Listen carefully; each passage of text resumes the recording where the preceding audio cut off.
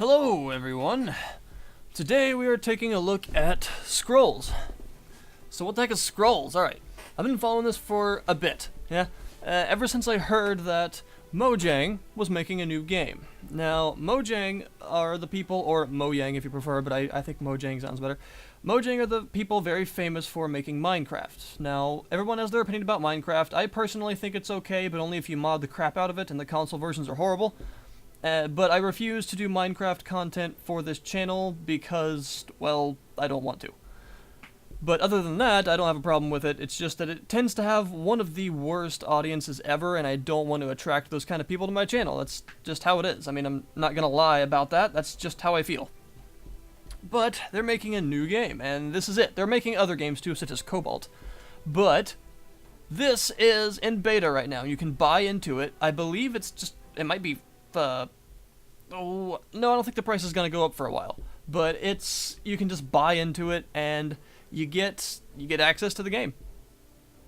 The price is pretty fair. It's $20, and you get access to the beta. And updates come fairly regularly, as Mojang is a bit known for, really. Also, Albus Dumbledore is in the room, and Attila.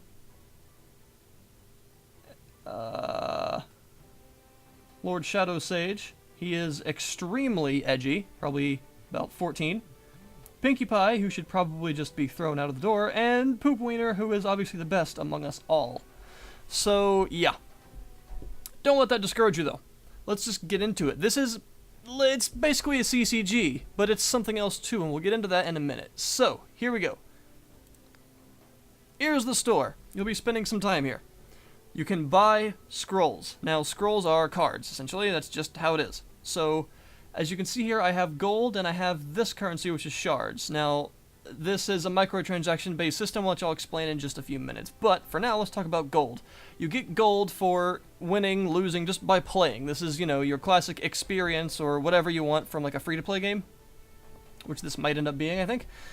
That's gold. You get a certain amount for destroying your opponent's idols, which, again, I'll explain once we get into the game.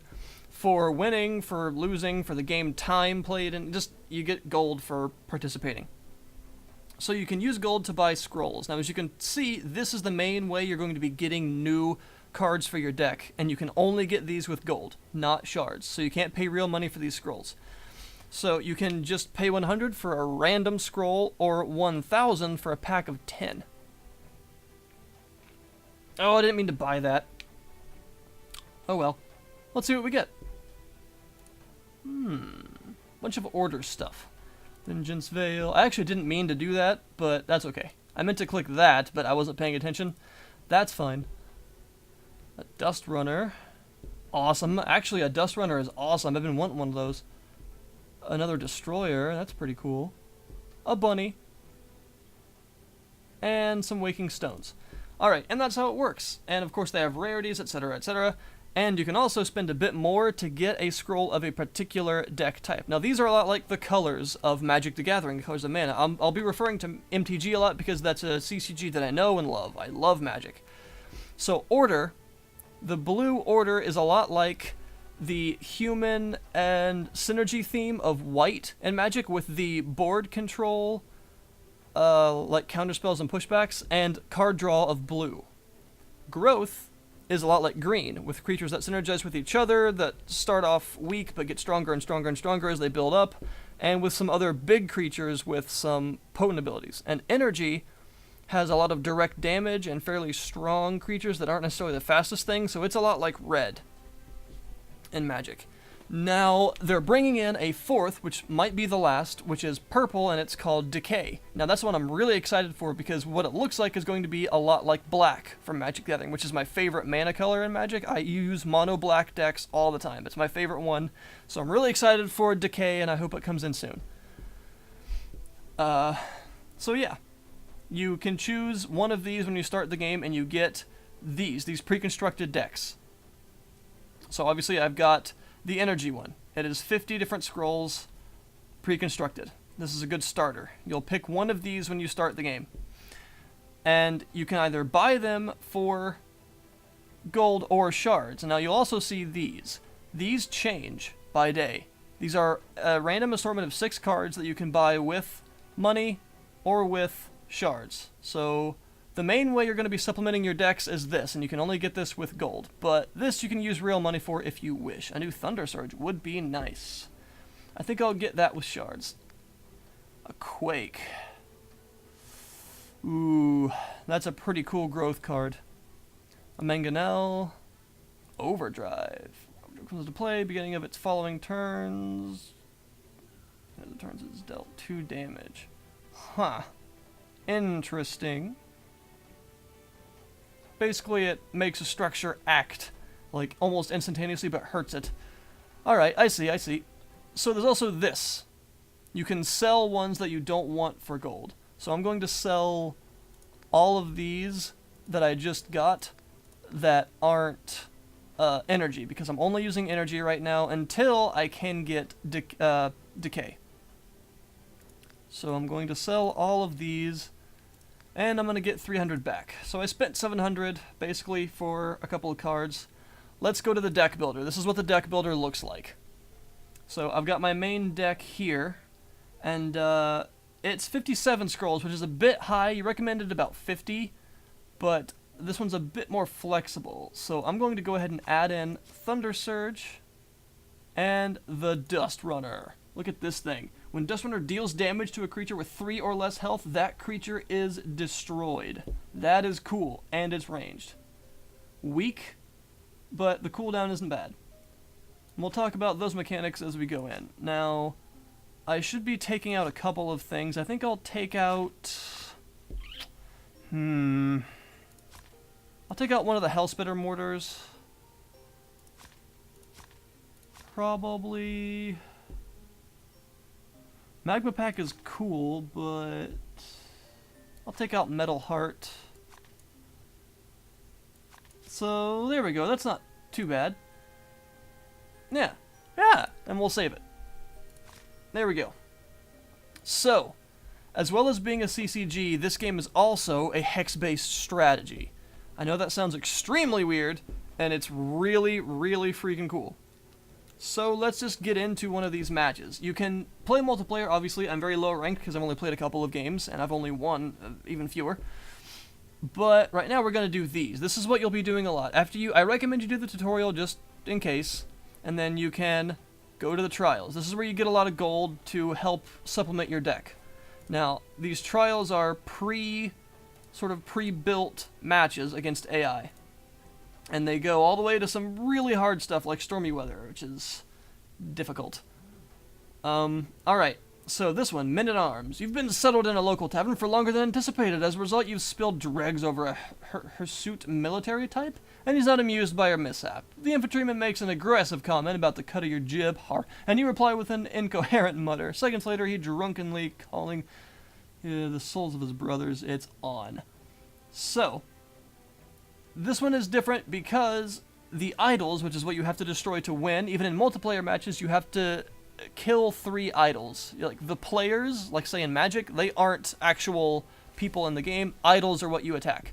You have to kill 3 of them, and there are 5. Now, normally they start with 10 health. In this case, they only start with 5 for the enemy, but he starts the battle with 3 infantrymen on the field. So I'll get 250 gold for completing this, as well as bonus for how many idols I destroy and things like that. So let's just go into it. Use my main deck, and here we go. Boom. So as you can see, hex-based board. Moving around, and here's how it works. Okay, obviously this is my hand. This is the energy cost. I guess resource cost, because my resource is called energy. It's not energy, it's energy resource, and he's using order, I can see, because that's the order symbol.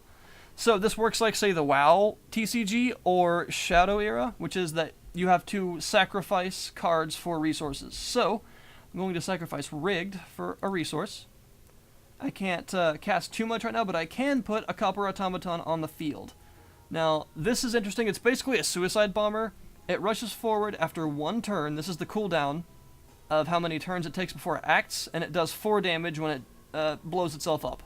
And it can take 2 damage before it dies. And damage is cumulative. Unlike Magic, in Magic the Gathering, you'd have to do the damage in 1 turn or else it resets. In this case, the health doesn't reset unless you heal them. It stays however it was put. So, Here's what we're going to do. I'm going to put this down here. And in my turn. Units can move out. As you can see, it's row-based. And units can move 1 hex on your turn.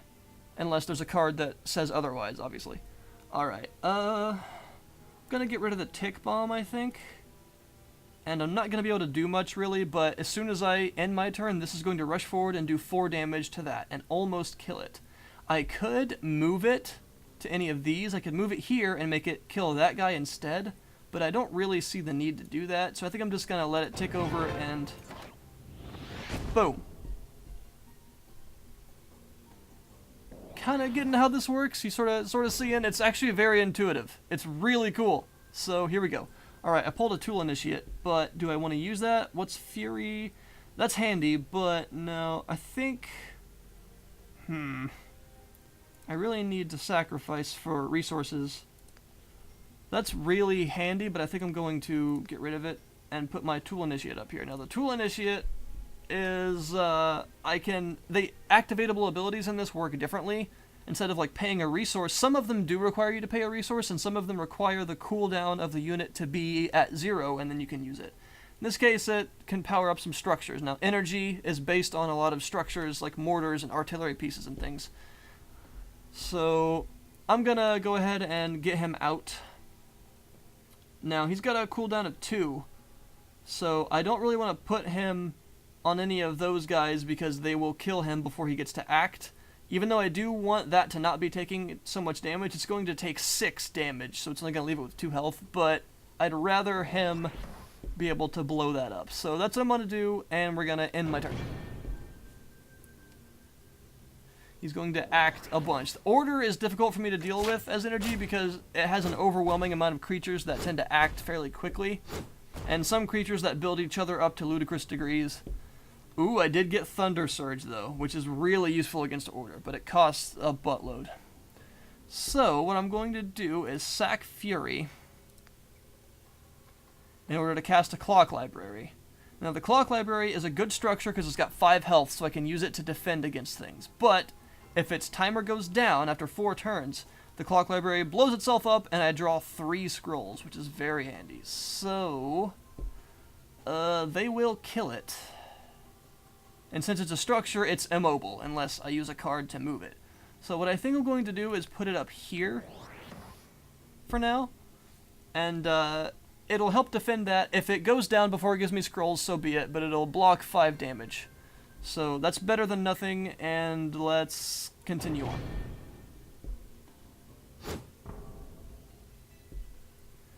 Alright, yeah, that's going to actually die next turn, which is unfortunate, but that's just how it works. Even if I decrease the cooldown, that's not going to matter.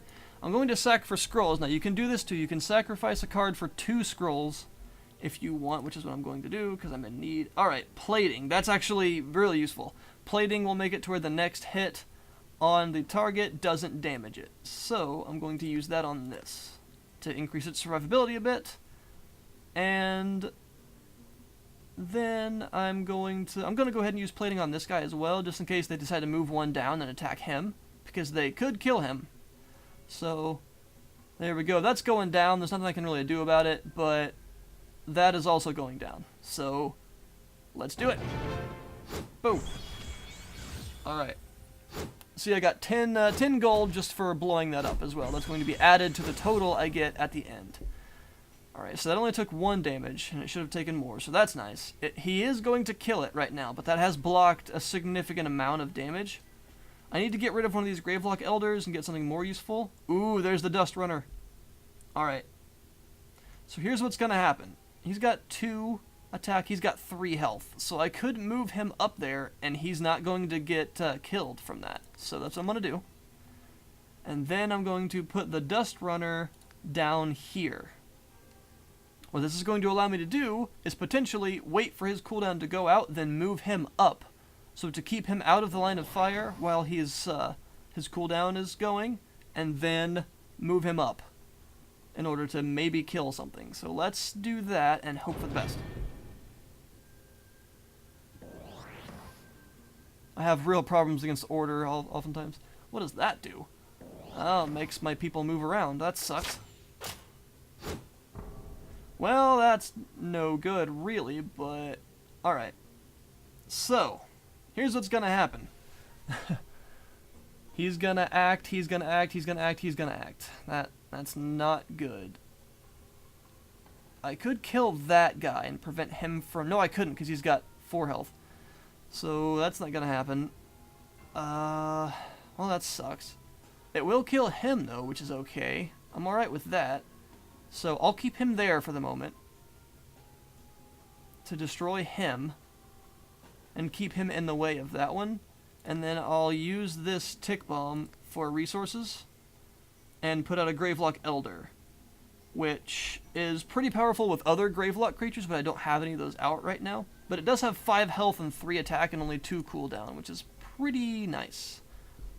So...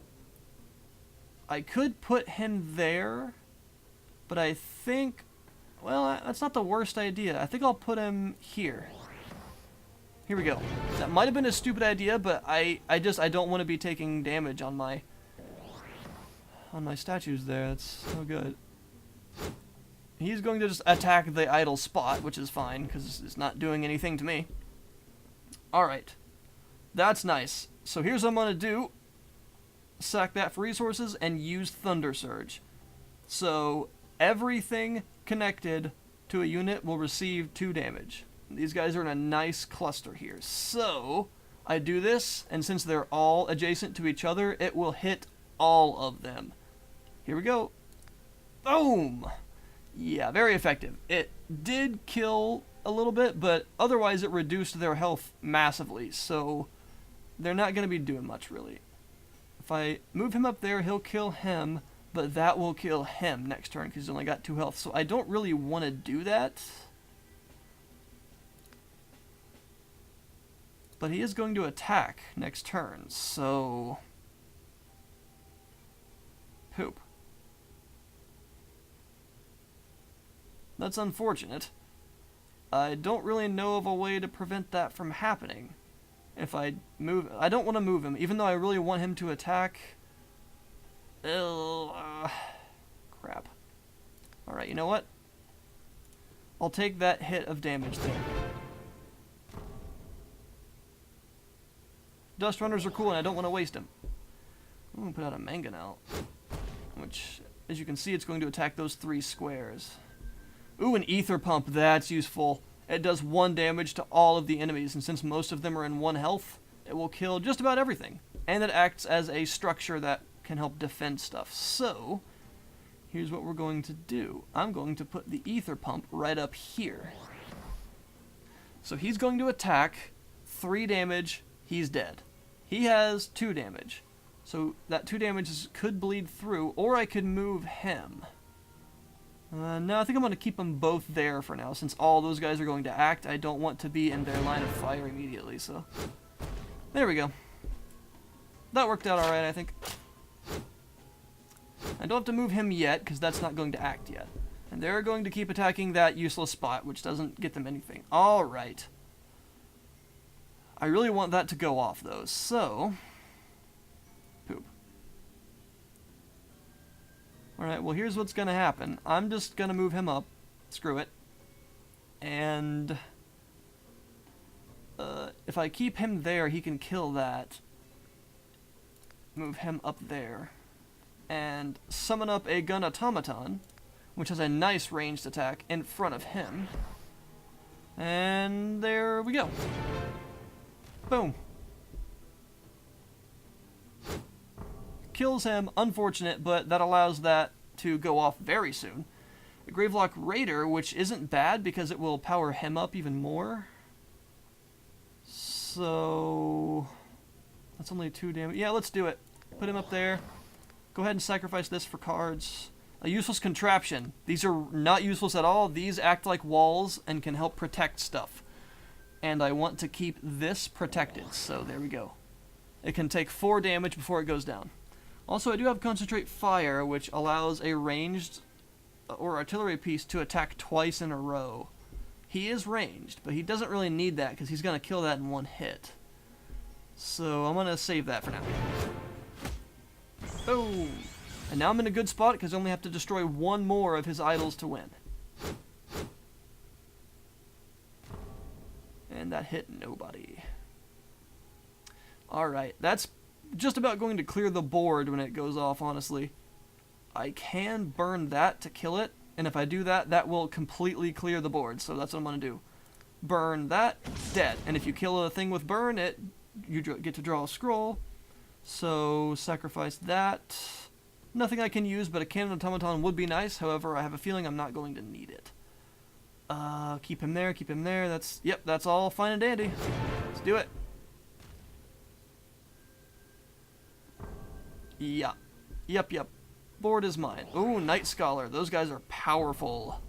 Alright. So, what I could do is put an automaton in the way.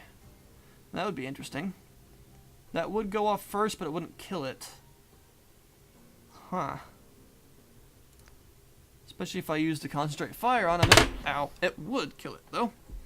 Put him up there. Alright. That's already dead, so it's kind of useless for him to be there, but I can't move him up yet. So I'll move him back in preparation to move him up. Keep him there in the way, and go. Yep. Kind of looks like he fires like a piece of ham or something. I'm not sure about that. Alright, that's fine. He will survive that hit. I can use Concentrate Fire on him so that he will kill him. And put out another Gravelock to keep him getting stronger. Put out a Gravelock. Let's try up here. And then move him up there. He's going to attack that and almost kill it, but not quite. So let's see what happens.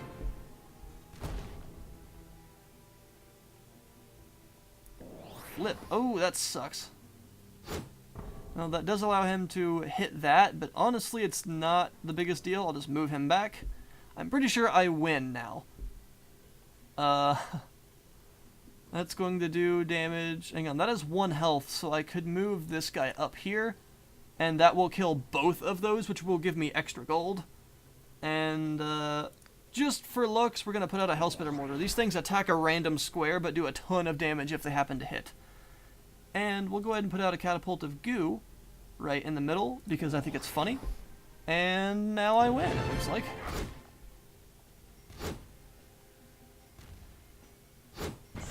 Boom. Boom. Yup. And victory! And that's how you do it, my friends. I got 363 gold from that match. And there you go. So that is the basics of Scrolls, folks. I will be bringing you more videos because I find this game extremely fun. It's a dangerous combination for me because I love CCGs, and the whole hex-based strategy element is really, really cool. So I think I will be bringing you more. I will be buying the pre-constructed Decay deck when it gets in, because I want it. And I'll go ahead and buy one of these. What do I get? What do I get? Another Concentrate Fire. That's okay. One more. Ooh, Proximity Charge. Yeah, y'all take that. Prox Charge. Putting that in. Oh, and one more thing. Shard prices. Very fair, in my opinion. 600 shards is $5.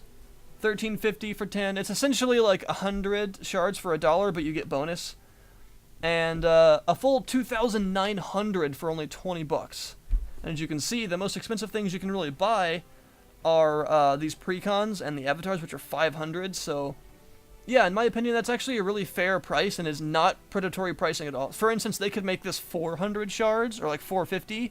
That way, if you wanted to buy a precon, you'd have to buy multiple and stuff like that. But they seem to have purposefully priced them very fairly, and I really like that. I have a lot of respect for that kind of model. So there you go, folks. That is Scrolls. One look at Scrolls. There will be more in the future, I promise. And I will be bringing you my first game with the Decay deck, I think. I think that'll be funny. Or at least fun. Might be cringeworthy. So there you go, folks. I hope you enjoyed, and there will be more to come, and I shall see you next time. I'm going to put that in my deck now. Thank you very freaking much.